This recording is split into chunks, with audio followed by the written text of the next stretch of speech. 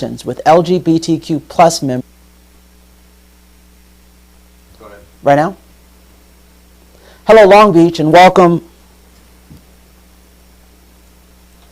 Hello, Long Beach, and welcome to the memo. Welcome to Long Beach Local News. I'm your host, Franklin Sims. It's a month of pride in Long Beach, and we have a lot of residents to celebrate and to celebrate with. So this month, we're doing something really special. We're going to have ongoing discussions with LGBTQ plus members all across the city of Long Beach. They're business owners, journalists, musicians, activists, cannabis enthusiasts. And you know what? They're also voters. Most importantly, the LGBTQ plus community is a critical building block in the cornerstone of what makes Long Beach such a dynamic city. But let's make the most of our time together and get straight to our first panel. So first, we have Jessie. Jessie, you own a hair salon. Is it on 4th Street? Yes. Hairbenders, salon benders. Yeah. You're going to tell me about that name.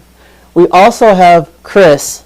Chris is a cannabis enthusiast, has spent a lot of time in the cannabis industry here in Long Beach, and was very prominent during the summer protest of 2020. Let me place that here. So I'm so happy to have this discussion with you. So salon benders, where's that name come from?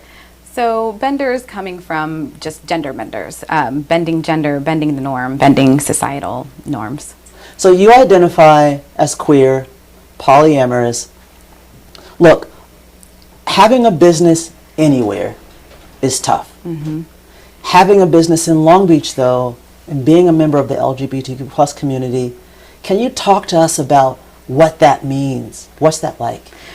What it's like on a daily basis is indescribable, to be honest with you. It's challenging being a woman of color, being queer, being young, and kind of having a lot against me. It's been a challenge on a daily, but at the same time, it's super rewarding, and it's incredibly important for more of us to have representation, like myself and the people who work for me. I remember during summer protest, you talked about with me the summer protests surrounding George Floyd. They happened within context of COVID-19 as well. Yeah. And the salon, the beauty industry was hit hard. But what you also told me about was how your community and residents came to support you. I mean, like hammer and nail in hand. Can you tell viewers the power of the LGBTQ plus community in context of the protests, COVID-19? What happened? Look, queers do not play around when it comes to their hair. They want their hair done, okay? They I are can see yours is trendsetters, together. you know, we do what we can. But more than anything, we want to protect our spaces. And we know how vulnerable our community is, and we know how vulnerable our spaces are. And without these spaces, some people don't have community, they don't have sanctuary, they don't have a place to hop in and use the restroom safely. And you know, during this time when the world was kind of erupting and COVID-19 was happening, instead of everybody actually falling apart like I wanted to do on the inside, we actually came together as a community majorly and actually built an outdoor hair salon so that people could... So the community joined together with you, and you guys together built an outdoor hair salon. Yeah. I mean, that's stuff you see in Hollywood. I know. But it's happening here in Long Beach. Totally, yeah. I love it. 37 people funded and built it in 3 days. Nobody was an actual construction worker. I love it. Yeah. I'm going to turn to Chris. Chris, we met during the protests in 2020, and I used to tease. I called you Skateboard Chris. I don't know if you ever knew it. No. Because you zipped and dashed across the city. Yeah. And you did some amazing stuff. I want to talk about the cannabis industry because a lot of folks don't know that had it not been for the LGBTQ plus community, we simply would not have the generous laws that we enjoy in the city of Long Beach, right? Absolutely. I think that there's a number of different aspects that go into it. Several years ago, I think like one of the big kind of events that happened was that cannabis was kind of like outlawed, and not a lot of people really wanted cannabis in Long Beach, and organizations, for example, like the LBCA, actually stepped up to get votes and make it legal in the city of Long Beach. And I think that, in my opinion, I think a large portion of those votes and our community were LGBT plus members, you know. And I think that those opportunities still need to, you know, continue in cannabis. It's an ever evolving relationship with our community and cannabis. I see that there's progression, but slow progression, and I think that more opportunities need to be, you know, thrown out there. So let me ask you about the progress. This is what I'm wondering. From inside the industry, what I look at is you have the black community. They were hit hard by the war on drugs, and the city is having a really hard time supporting black entrepreneurs, persons of color, to enter into that industry. And the few licenses that were available were dominated and by racial groups and by individuals that really weren't hit as hard by that industry, by the war on drugs. When I think about the LGBTQ plus community, what I'm wondering is, without their push, without their activism, we would not have the cannabis laws that we have. Are you represented in terms of ownership when we look at dispensaries? So in terms of dispensaries, I would say no. I think that there's, in that area and that aspect, that there is definitely room for improvement. I think that there's a lot of talk about opportunities, but when it comes to actually providing those opportunities for people, I think that some of our community leaders and our council members and council people haven't really stepped up to that opportunity. As you mentioned, there's a lot of LGBTQ black and brown people that those opportunities can be given to, yet continually, consistently, they're not. I think that if they were presented, that it could benefit our community. The same way Colorado has benefited from those. A lot of their taxes, for example, have gone into education, LGBTQ centers, organizations like that, and those same progressions could happen in our community. But I think that they need those opportunities, yeah. I want to talk with you all about something that's been hugely controversial in the city, and the migrant children. Both of you are members of our Latin community, and including the LGBTQ plus community. And Long Beach has a lot of firsts, right? We've got the first, Mayor Garcia is our first gay mayor. He also is an immigrant from Peru. We've got a huge problem at the border. Long Beach, at least the way the mayor's team presents it, they stepped up to the plate and they say that we're housing migrant children inside of the Long Beach Convention Center and that it's a humanitarian effort. However, in order for the children to be housed, or what some people call detained, in the convention center, sanctuary city laws that Long Beach was really proud of had to be suspended. What I'm interested in knowing is, as LGBTQ plus community members, as members of the Latinx community, how do you guys feel about the Long Beach Convention Center being a detention center? Do you see it as a humanitarian effort? How do you see it? It's a good question. To be quite frank, I don't know enough about it to really have an educated response for you. I can give you my opinion. I think that, you know, that some of the things that are happening is that I think that the convention center is creating more jobs for people, and I think that that's their argument. That's one argument that, you know, that I think that the city has, is that, well, with this, doing this, we're creating a whole bunch of jobs. The hotels are full. all of those things. And while I wish I could care more about that, I don't really care about big business. I don't care if the hotels are full. I care about those children. I do care and hope that, you know, we can create a safe space for them. And I do hope that where they are is better than where they came from. But if we don't know what's inside and we can't experience it for ourselves, then, you know, we can't really make a judgment call on that. I love that you say that, and I'm going to come to you, Chris, but what I love about what you said was, you said, you know, Franklin, I can't speak in too educated a way about this because I don't know.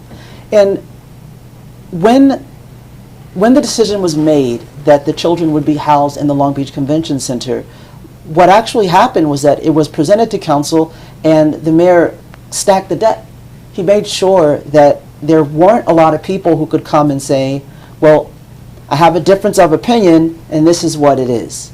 And I feel like that's some of what happens and leads to the community not knowing. So I wanted to ask you, Chris, the same question. What's your feeling about what's happening at the Long Beach Convention Center? Is it an humanitarian effort? Do you feel like that's what's happening? I feel that it's being pushed off onto the residents of Long Beach as a humanitarian effort, but it really isn't. I think that their main reason for doing this, as they've mentioned over and over again, is reunification of the kids with their family members, and getting them an education and health care.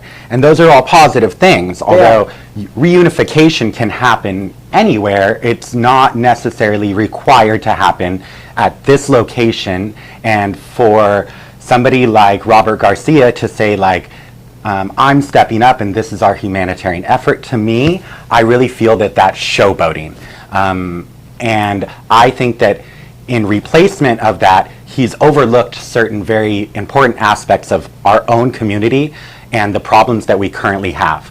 For example, the homelessness issue in District 1 and District 2.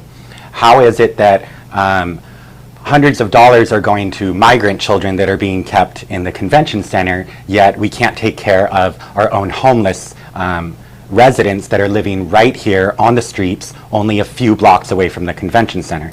I personally believe that it is true that if we can't go inside and see the conditions, yet we hear that all of these advantages are being given to people that are not really residents, that are really only here for a short period of time for reunification, then I feel like those same benefits can go to some of, for example, the homeless residents that have been here all throughout 2020, that have been reeling from the pandemic, and making actions like creating a multi-service center, and then promoting it as helping the community, helping the homeless situation, but yet where the location of this multi-service center is so far outside the scope of the homeless situation that I feel now that, like, so many services and efforts are being focused on children at a convention center, yet,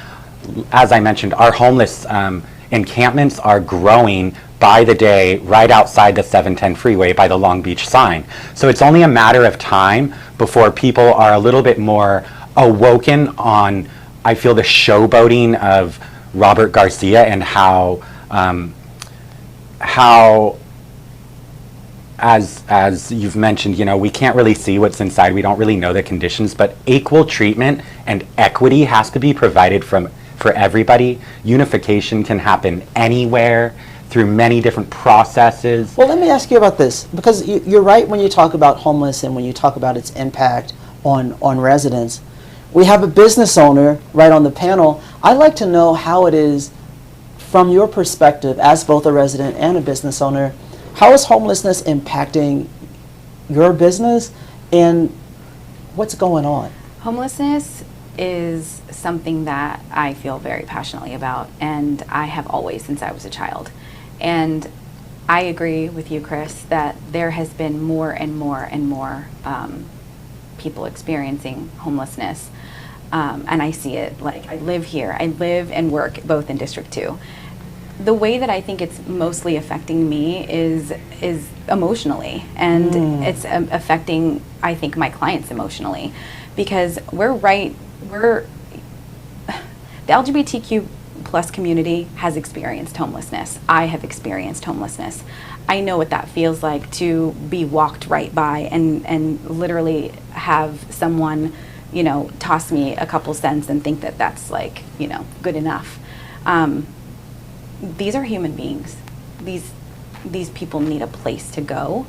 They have mental health issues. They have addiction issues. This does not mean that they are worth less. They are in many ways worth more.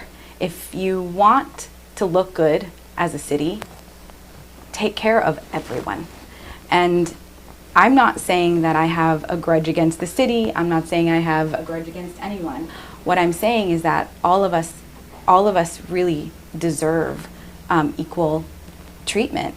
And when we see, as the LGBTQ community, when we see human beings suffering and struggling on the street, when we can, some of us can barely pay our own bills, there is a deep empathetic chord that is struck within us that we feel on a visceral level. And that's how it affects us, I think. I know that's true for the both of you. I want to go to some photos. Now, these photos were taken by a local photographer. Her name is Heather Lemon. If you're watching, Heather, we love you. During the protest, Heather, and there were other photographers too, they went through Long Beach and they took awesome photos. And what these photos show is that the Pride community was present, were there. Even the pooches here. There were so many beautiful dogs. And we have one here. I love that bandana. Let's look at another one. So this is one of the marches that it would have started from the beach there at Bluff, and they came up to City Hall, and it was so cool because you had people walking, you had folks on wheels, bicycle skates. I know, Chris, you were there on your rollerblades. Yeah. Chris, what was it like to be a part of this experience last summer? So that was definitely an eye-opening experience. I really felt more connected as a one person, as a community, especially because of the situation and the times. It was us, for example, that one picture, that was us going from Bluff Park all the way down Ocean to City Hall.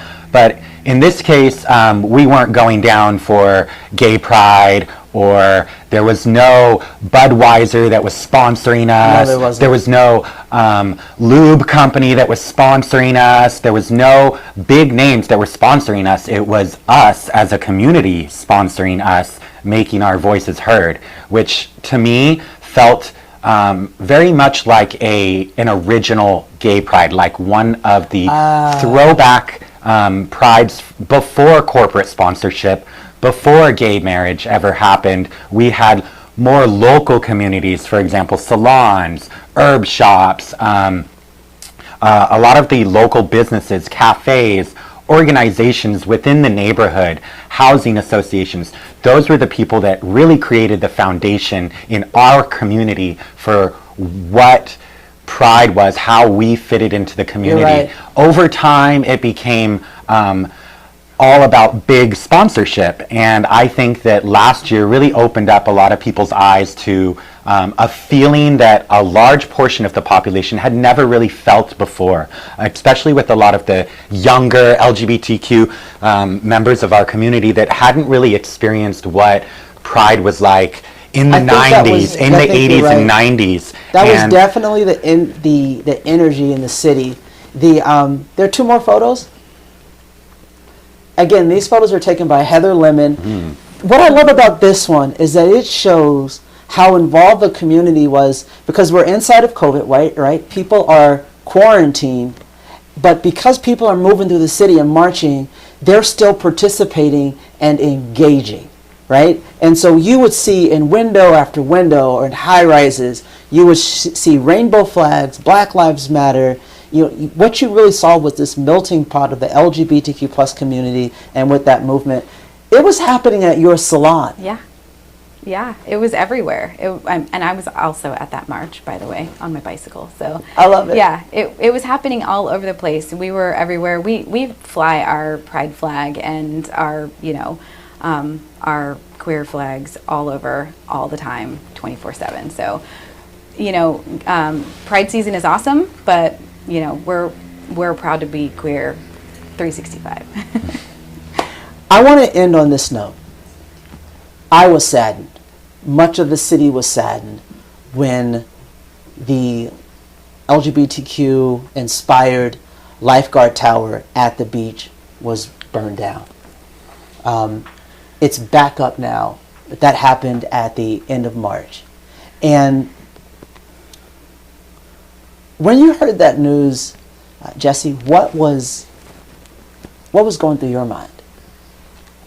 That was a really scary day for me. I felt like at that time we were kind of on the rise a little bit, and like I was starting to feel like small swells of hope and starting to see the city open back up and the community feeling safe to go out again a little bit more. And when that happened, it felt like I was kind of kicked while I was down. And I think that a lot of our community felt similarly. And I wanted more of a response, honestly. I wanted people to raise hell, and I was angry. And I think that I'm glad that it's back up, but it was jarring. Because we live in such a queer community. I mean, my neighborhood is nicknamed the Gayborhood. So, to have that happen to our most blessed, lifeguard stand, it sucked. Yeah, I was really disappointed by it too. I know Mayor Garcia put up a post immediately when it came out, and when I first saw that the tweet from the mayor was when I first learned about what had happened.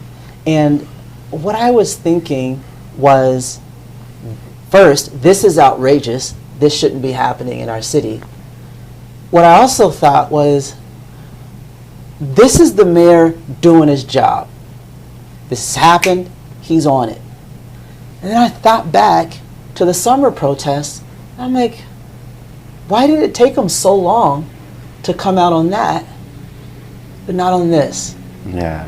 And what were your impressions? So, wow.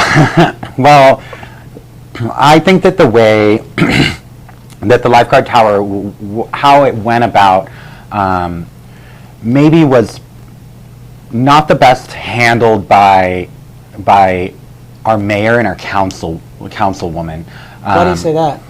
Well, first of all, it was what was said about the tower. First of all, it was said that it was an act of hate, and that it was burned down by people that were hateful. And I think that it kind of covered our eyes a little bit, because through the grapevine, what we actually heard was that there were homeless people on the beach, living on the beach, which, of course, once again has been an ongoing problem, who then, during a week of very cold, weather, decided to keep warm on the beach because these citizens and these residents of ours are not being, properly taken care of. And of course, one of the fires that was on the beach caught the tower on fire, and it burned down. So that was kind of the word around the community. Yeah, and so I think that for Robert Garcia to kind of capitalize on the fact that it was a hate incident with no real proof of that. It was interesting because in that tweet,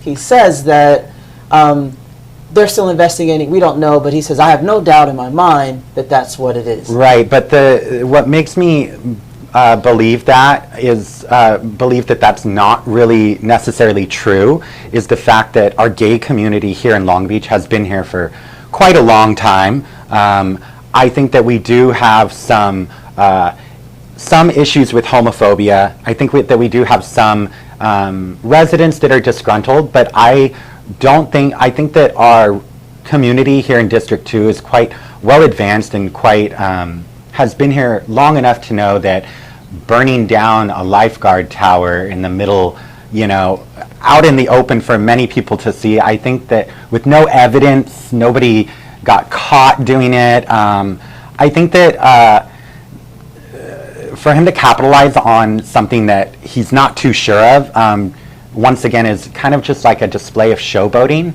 And yeah. I think those criticisms are fair. This is the thing that I've noticed about the LGBTQ plus community. You correct me if I'm wrong. The word that comes to mind for me is resilience. Yeah. And I wanted to close with you because I wanted to ask you from a question that for me is an important one.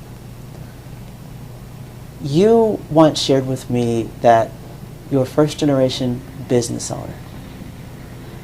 You've overcome so much.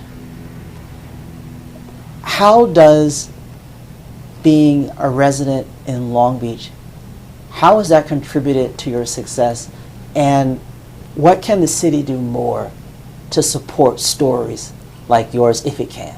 Yeah, thank you for asking that question, first of all. Moving to Long Beach allowed me to be the person that I didn't even know was available to me. And I have a deep love for the city. I have a fierce protection over the city. And I would never be able to have anything, the business, the family, the chosen family, the community that I have where I came from. And so the fact that this is available to me at all is honestly a little miraculous. Some of the things that I think that we could use more support with is definitely funding. We got no city funding, none. And when I tell you that we applied for grants for a whole entire year, we were closed 9 out of 12 months in COVID. We applied I'm for so sorry to hear that. Thank you. Yeah, me too. We applied for so many grants, and not one was really from Long Beach. Not one was from our city. I know for a fact that we got a lot of money from the federal government. I know that we did. And I think that that would be something that we could use for, for other community spaces. And I also think that representation, real representation of LGBTQ people, BIPOC people, real people in our community, actual representation, people who have actually experienced what it feels like to be in this community, to live as a marginalized person of color their whole lives. We need more representation, more queer brown people, more queer black people, to be able to have businesses like mine. This should not be a miracle. My business should not be a revolution, and it is. So we need more. We need more. District lines are being redrawn. Are you a Long Beach voter? I am. You're a Long Beach voter. Absolutely. For those of you watching, these are Long Beach voters. These are just 2 members that are reflective of our LGBTQ plus community. Listen, I love you guys for coming on. I appreciate the both of you. I know you guys got to get back to work. You got to get back to cannabis. You got to get back to hair. Listen, the salon benders supporter. Let's support each other. We're going to take a break, and we're going to come back with a brand new panel. It's still Pride Month. We're still doing our thing on the Memo, Long Beach Local News. Don't go anywhere. Thanks, Franklin. As Long Beach begins to open up, we wanted to showcase a local business here for all of you seafood lovers. Who's that This beautiful? is USA Daily Sabrina, Live. you here. Yeah, thank This you. place is fun and interactive. Oh, yeah, sure. Crab and Let's just hope I don't get lobster's shot fun on the way home. but Oh it's my God, best to hear stop your- it. USA Daily is people very watching. good for the locals.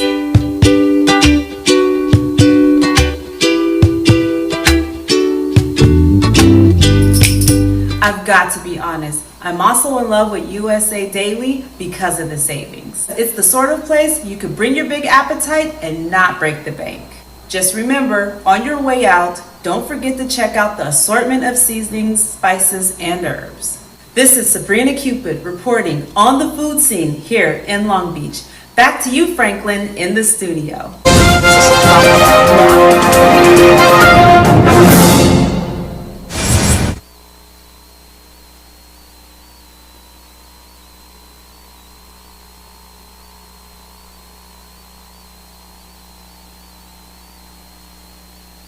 Thanks, Franklin. As Long Beach begins to open up, we wanted to showcase a local business here for all of you seafood lovers. This is the USA Daily Live Seafood Market. Forget the frozen food aisle. This place is fun and interactive. The crab and lobsters are fresh, but it's best to get here early because USA Daily is very popular with the locals.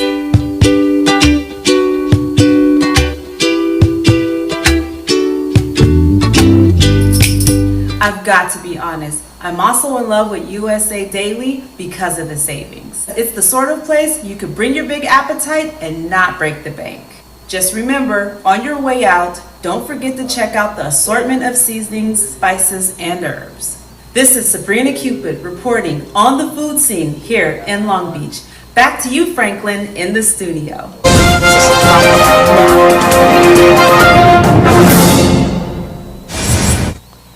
Hello, Long Beach, and we are back. We're back with the memo. I'm your host, Franklin Sims. Welcome to Long Beach Local News. As I said before, it's a month of pride in Long Beach, and we have a lot to celebrate with our residents, a lot to celebrate about. So this month, we're going to have ongoing discussions with LGBTQ plus members across the city of Long Beach from all walks of life within that community. As I said before, they're business owners, they're journalists, they're musicians, activists, and they vote. Their voices matter. Most importantly, the LGBTQ plus community is a critical building block and the cornerstone of what makes Long Beach such a dynamic city. We're not going to waste a lot of time with me talking. We're going to get to our panelists. Today, in our second segment, we have Danny. Danny is a local journalist here in Long Beach. He is considering running for office in the upcoming seat in the 5th District. We also have Jackson. Jackson identifies as a trans man, and what I love about Jackson is he's an artist, local DJ, local musician. You got to hear Jackson play the piano. I heard one of the songs that you wrote, that you composed, and I just kept playing it. That's awesome. On IG. Thank you. Thank on you. IG. I want to ask you this before I get to Danny. You made your transition here in Long Beach. Correct. Did it make a difference? What would your transition have been like were you not in Long Beach? I don't even think I can get to a point to imagine that. I mean, my whole life as being in my sense of the LGBT plus Q plus community just came naturally. I was just born into this. I never had to have a coming out story. I never had to have that overwhelming amount of just guilt and frustration and confusion of who I was. I just knew who I was. And my support system with my family and my friends has always been just over the top amount of love and care. And so when I came out as trans, I remember giving my mom a phone call and how it kind of came to. I had recently lost a good friend of mine, and I realized, I'm like, I don't want to live a life where I'm not who I am. I'm not who I'm supposed to be. I know who I'm supposed to be. Everyone knows who I'm supposed to be. So I called my mom, and I'm telling her, I'm like, I think I need to do it. And it was really like, it's about time. Thank you. Wow. Like we've been waiting for this moment for 26 years, you know? And I couldn't imagine me having the same scenario any other place. Long Beach has been just an open arms to me, and it's been just over the top love and support that I would never ever want to have deal with that anywhere else. I love to hear that. Yeah, I love absolutely. hearing that. Danny, you're a Long Beach journalist. You identify as queer, pansexual. This is my question. When you go around Long Beach, one of the bigger stories that's it's still happening now, and we'll see what happens at the end of August, is the migrant children that are being detained at the Long Beach Convention Center. correct me if I'm wrong, you broke that story I did. where the migrant children are on and off of planes at the Long Beach airport. You broke that story. There's some talk now about your update story, that it's fake news. Set the record straight. What's going on? Yeah, so obviously I did not break the news of the convention center housing children here in Long Beach. That was a situation handled by City Council along with the mayor in partnership with HHS, which is Health and Human Services, and more specifically their subsidiary, which is ORR, Office of Refugee Resettlement. And a part of that, the city is really diligent and great about it, especially the mayor, sending out press releases to update as much as possible public information that they feel is pertinent or appropriate for the public to know. Yet, for those that don't know, our station here in for LBLN is located at the Long Beach Airport. And it must have just not been in their radar, to pardon the pun, to think that, we're stationed here. So they decided to load and unload and transport migrant children right here in front of the studio. And this was, the first event happened the day that the center opened in Long Beach, where close to 100 kids, before anyone came into the center, the same day that Mayor Garcia, along with city council members, and I believe several of the Congress representatives, took a tour of the place. Over 100 were put onto a plane and transported out to Iowa, to Des Moines, Iowa, where we tracked the flight, where it then took... So were there sponsors in Iowa? What's in Iowa? That's the difficult part.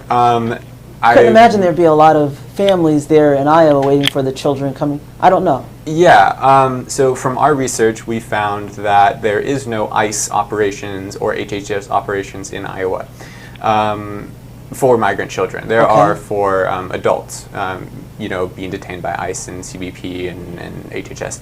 But the issue was the lack of communication. I contacted the mayor, I contacted representatives from ICE, I contacted local officials in Iowa and Des Moines specifically, and everybody refused to, one, speak about it, and during the first flight, many people denied any association or anything to do with the situation, and thirdly, the information that they did give was less than helpful. So the issue isn't necessarily that these kids are being moved or they're not being moved, or being held or not being held. The issue that I've been reporting on is mostly centered around the fact that those responsible for these operations aren't communicating. Very limited. So they're saying, And what you mean is they're not communicating with the public. Exactly. So we're talking about transparency. Yes. Okay. Because speaking of, like you're most likely aware, the city puts out twice weekly, Mondays and Fridays, an updated census report of how many children are currently living in the Long Beach Convention Center and how many have been reunited with sponsors. And as of, I believe it was Monday, there was over 600 having been reunited, which is fantastic. But the discrepancy I'm finding, though, is there's no way to check that. Nobody is allowed near the facility, let alone inside, or able to interact with the kids. And thirdly, just 2 weeks prior, Forbes magazine published an article quoting that only 4 families have been reunited since the Trump administration had ended, which is a little concerning because you'd think that this being the brainchild of President Biden, that they would be more excited to tell the public that if there have been 600 migrant youth that have been reunited with families, we would think this, it'd be everywhere. CNN, Fox News, every publication. It's pretty underreported, which makes me question the validity of it, if I'm being honest. Okay. When I hear that, what I feel is the pulse of the city. And it makes me come back to you, Jackson, because as a musician, as a DJ, as an artist, I feel like you have a unique perspective, to feel the city. When you're in Long Beach and you're doing your thing, I know you must have been impacted by COVID. Things have been shut down. Totally. what was the pulse of the city in the LGBTQ community when you're performing? Like, what's the vibe? How would you describe it? I think that the creativity that is just in Long Beach is just, I mean, this may just be biased, but I think it's one of the best scenes I've ever been in. It's just an overwhelming amount of these amazing ideas and events and people getting together. That's the biggest thing that I found with DJing is like it's not just, you know, I usually DJ local bars on Broadway, and it's not just going out and drinking and you know, getting to a point where you're just intoxicated. It's just creating an experience and creating this vibe and putting people together and networking with others. And it's just to be able to do that myself, that's the biggest takeaway for me. I love seeing the interactions of people, you know, reacting to what I'm putting out in a sense. And it's again, I think it's just one of those places here in Long Beach that it just naturally is that. There's nothing that has to be put in more to get to that place where people are enjoying themselves. So people are just always naturally excited here and excited to be a part of something. I feel that too. What's also interesting, and I wanted to get your perspective on it. You're inside of the cannabis industry as well. Correct. As I talked about with Chris, you know, there would be no legalized cannabis were it not for the LGBTQ plus community. 100%. And those activists.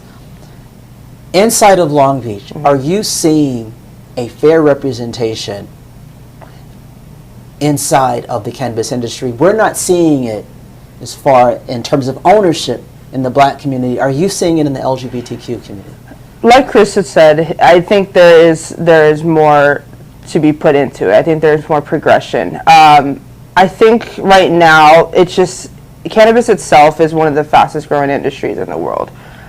There's always something new, and in my opinion, I think that cannabis owes a substantial amount of debt to Dennis Perone, who is basically the leader of medicinal cannabis and whatnot, and there should be more that should put into not only the products but just how they represent themselves, the brands, the lifestyle and stuff. I think that it got lost along the way with realizing about how much money was being put into it and how much money could be taken out with it. But within the city, I think that definitely having COVID and the pandemic put a really strong hold on ideas and having, you know, trying to get back to what they want to represent. And in my opinion, I feel like we have one of the highest taxes here in Long Beach. It's almost Sales tax. Sales. It's 36.9%, or maybe that. And I'm not seeing anything of it. You know, I'm not seeing where is it going to. Where is it? It's supposed to be, you know, bringing in this revenue for the city. I'm not seeing it. Well, I know our sales tax is one of the highest, and it's at about 10. The tax on cannabis is high as well. But, you know, focusing on cannabis, what I thought was interesting is that the city actually got so much money in revenue coming in from the cannabis tax that they actually were able they have more money than they thought they did. Right. So, you know, the cannabis industry is in some ways holding up our city. Absolutely, 100%. 100%. And it's interesting to see how it is now compared to, you know, 3 or 4 years ago, where, I mean, you couldn't even keep your door open for more than 48 hours before being raided by somebody. And just seeing the progression of how it is now, I just wish I could see more of what is actually being put into, you know, our consumers, like people actually supporting it and whatnot, but being put back into the city. That's the only thing I can really take of it. Aside from that, though, I think that the community with cannabis in Long Beach is beautiful. I think that it's not even a competition base at this point. I think everyone wants to work hand in hand with each other and build the city, which is awesome. We're talking about the city. We can't talk about the city without talking about politics and the politicians. So one of the things that I thought about when I learned that you were considering running for office in the 5th, currently Councilwoman Stacey Mungo represents that district. She hasn't yet filed, so I don't know if she plans on running again. If she were to run, and you were to run, neither of you have made up your mind yet, but if both of you were to run, you'd be running against an incumbent. But also, Jerry Sipsky, who once represented the 5th as a council person. So when you talk about incumbencies, right, and we talk about status quo and the establishment, I wonder how it is, what's your calculus? How do you go up against the establishment in that sort of way? Do you have a chance, I guess is what I'm asking. Yeah, no, I think it's a great question. So currently the idea of me running or not is kind of up in the air because of my position as a journalist. I have to protect my ability to not have conflicting interests. So that's up for debate right now with our team and working on that. But under the pretense that I would be running, the idea of running against an incumbent is intimidating, I think, against anybody that's towards anybody that's running for office. Stacey Mungo, I'm not sure if Stacey is eligible to run again, considering this is their second term, their 8th year in office. But I'm not super well versed in that realm of the statutes. Well, what I've seen is that Al Austin ran for a 3rd term and won. But that's been very controversial as to how many times they can run. Is the mayor going to run a 3rd term? But again, that goes back to the power of an incumbent. The idea that once they get in, hard to get them out. Yeah, but I think when you say, running against the institution, breaking that down is like, what is the institution? Who is the institution? Because Stacey, on personal beliefs and based off of my experience growing up in District 5 and living within Stacey's representation for so long, I believe, yes, Stacey represents the institution, as we saw clearly in their vote to allow open negotiations with HHS for this migrant facility along with all the other council people. Although Jerry, I think, Shipsky, is an amazing option. I think Jerry is, proven that they care about Long Beach, and I don't think that they represent the institution for a lot of reasons because they are openly queer. And, as I've heard them discuss too before, we need more queer representation in the city council, not just the mayor. And also, I think that's important to recognize as well is that just being queer doesn't make you suitable to do these things, because we're not perfect. Just because we exist with a certain minority status and a position in life as a deviant portion of our society anthropologically does not mean that we're more aware of that we've learned any of this, or nor does it negate our other privileges. I agree with you. When we look at, for instance, Jerry Shipsky, what we're looking at is a politician that has called it like it is. And I love that about her record. She was like that on housing, on displacement. She stood beside Steve Neal and didn't win that, but she fought. And there are a host of other issues. There are concerns that Jerry is championing right now regarding transparency, whether it's with the water department or other things, where she seems like she champions the people. But I want to show this image. There's a recent campaign post, and it's a hosted event that's hosted by now Vice Mayor Rex Richardson. And are we able to bring that up? So essentially, it's a save the date. It's happening Wednesday, June 23rd, and it's happening virtually. That way, everybody can be safe. But what you see here is a who's who. You've got the vice mayor in the center. He says that he's with friends, and the friends are Mayor Garcia. And then to the other side, you have Assemblywoman Lena Gonzalez, and there's a list of other supporters that are just, when you go and you look at the campaign filings of the big contributors, those same contributors are on that document that Rex Richardson is pushing for fundraising.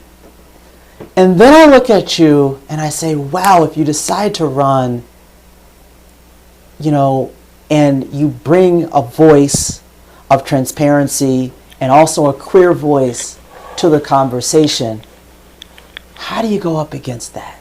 It's difficult. It's really difficult. I think it would be ideal to think that the city and, you know, Mayor Garcia and Rex Richards and all the other like council people currently seated want to hear the voices of a changing community, because Long Beach is changing drastically and rapidly. I've spent the past 24 years in District 5, except for times, you know, in college and traveling and moving, but I've seen just in my time in Long Beach and just in my time in District 5 that the population has changed, the priorities of these people growing up and starting families and living their lives individually in these communities are changing. And that needs to be represented, considering District 5 is one of the biggest districts, and it also encompasses Long Beach City College, Millikan High School, the Long Beach Airport. All of these institutions in District 5 are crucial for the development of the community here in Long Beach as a whole. Yet I find that there is not even passive segregation in Long Beach, where you've seen, if you look at the last housing report update provided by the city earlier a couple months ago, you'll see that there is a stark racial divide in I see Long the same Beach. thing when I watch the redistricting meetings and the USC professor, you know, goes line by line, item by item, looking at the districts. It's startling to see the segregation in Long Beach, as what's often referred to as the tale of two cities. I know you guys got to run, but I've got a question for the both of you.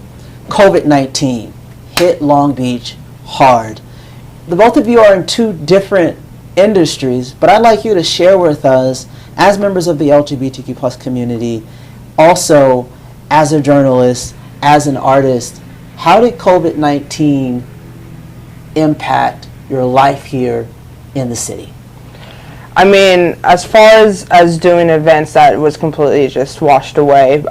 Virtual shows I did was really fun. I was able to incorporate starting like a donation thing with local bars that I would originally DJ at, and then Nice. tipping the bartender instead. I love it. And so it was a humbling experience, absolutely, to you know, because this was something that I'm sure as for many people, never experienced anything like this before. Anything that was more of a moment to self-reflect. You know, you had to really self-reflect. There's nothing else to do.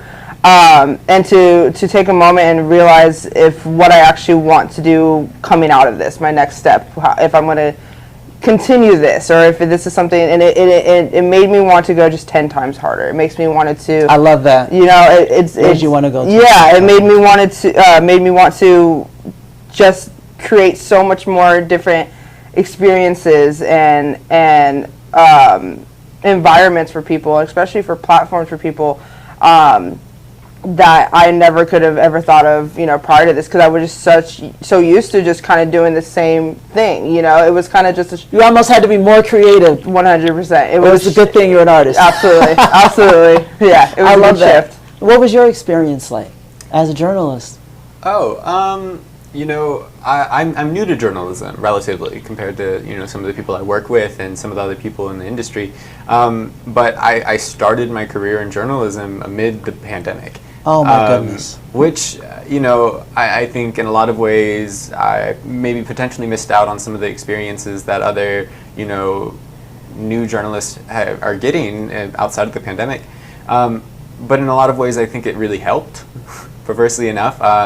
It gave me an opportunity and a motivation to do what journalism is meant to do, which is connect people and inform people. And when people are so isolated and you know you have to keep to yourself to protect yourself and your loved ones and other people you may not even know but know that you need to protect, you know that journalism is meant to give those people a voice and let them be heard and let them hear others.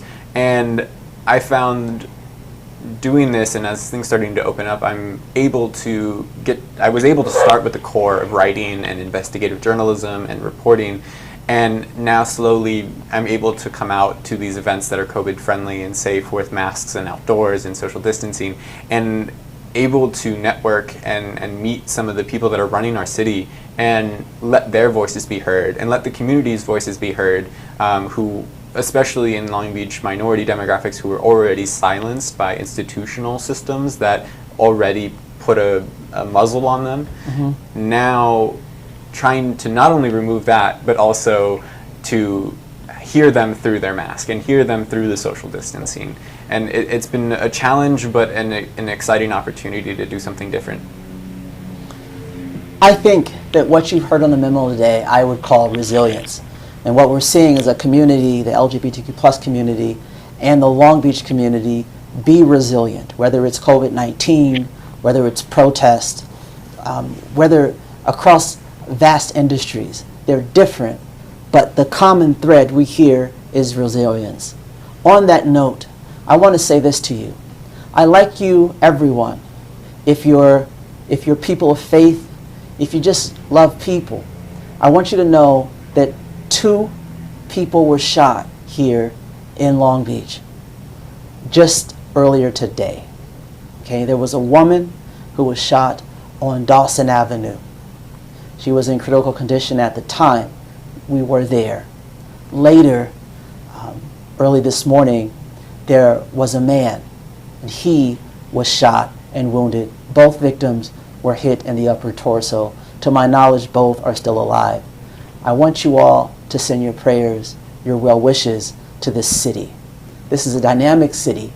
It's a beautiful city. The energy is felt from our business owners, from our journalists, from our DJs, from those who put on their roller skates and hit these city streets to keep Long Beach alive and vibrant. This is Franklin Sims with a special broadcast of The Memo. And this entire month, we will be celebrating our Pride community here in Long Beach. We'll keep reporting truth to power. You guys have a wonderful day. Thank you for joining us this Thursday.